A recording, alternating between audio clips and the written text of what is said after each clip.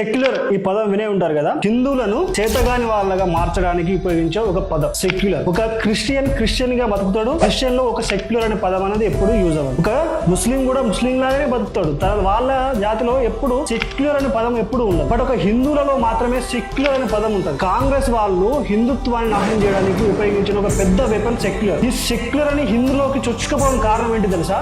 భారతదేశ చరిత్రను, భారతదేశాన్ని, భారతీయ పౌరుల్ని, హిందుత్వాన్ని నాశనం చేయడానికి యూజ్ చేసిన ఒకే ఒక వెపన్. మన పాఠ్య పుస్తకాల్లో రాసి మరీ మనల్ని నాశనం చేసిర్రు. అదేంటో తెలుసా? భిన్నత్వంలో ఏకత్వం. తొక్కలో భిన్నత్వంలో ఏకత్వం. ఎక్కడుంది భిన్నత్వంలో ఏకత్వం చెప్పండి? హిందువులకు మాత్రమే ఏదైనా సరే చట్టాన్ని పెట్టి అణిచివేయడానికి యూజ్ చేసింది.